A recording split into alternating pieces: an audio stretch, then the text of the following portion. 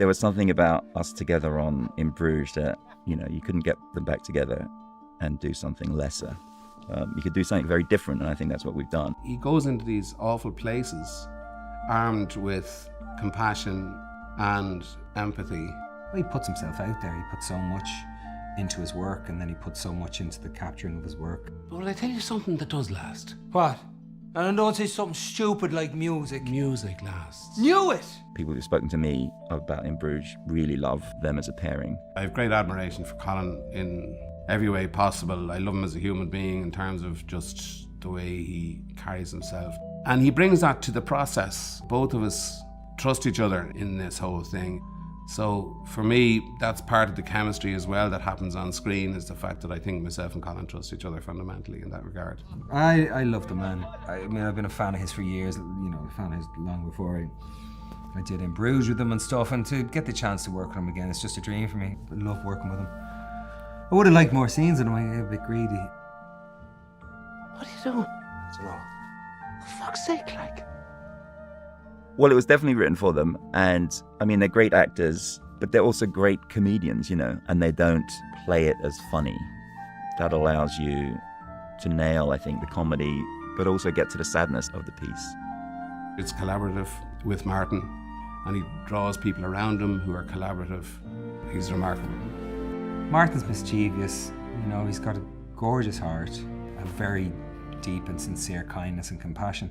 I actually think his enjoyment of the whole thing and his giddiness and his playfulness, those things just make, as outlandish as his stories can be, make them all incredibly, essentially relatable to all of us.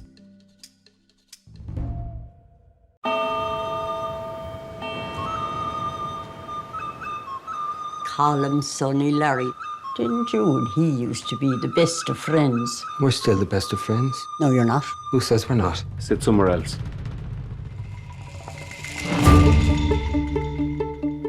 Now, if I've done something to you, just tell me what I've done to you. When you didn't do anything to me, I just don't like you no more. You didn't like me yesterday. Why does he not want to be friends with you no more? What is he, 12? What the hell's going on with you, me feckin' brother? He's dull, Siobhan. But he's always been dull. The other night, 2 hours you spent talking to me about the things you found in your little donkey shite that day. Well, it wasn't me little donkey's shite, it was me pony's shite, which shows how much you were listening. If you don't stop talking to me, Colin! and if you don't stop bothering me, I have a set of shears at home, and each time you bother me from this day on, I'll take those shears and I'll take one of my fingers off with them, and I'll give that finger to you until I have no fingers left. Does this make things clearer to you? Not really, no. Starting from now. But shush like, Polly. You know, shush like. Yeah, I'd shush like.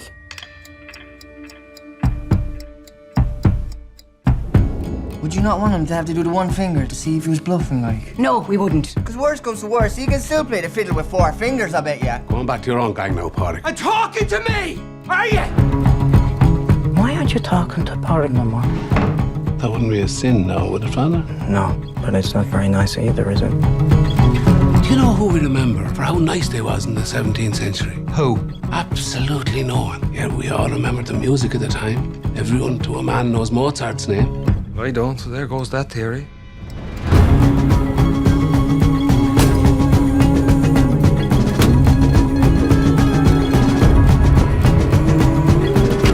Can't be waiting around for any more of this madness. Let's just call it quits. We won't call it quits. We'll call it the start.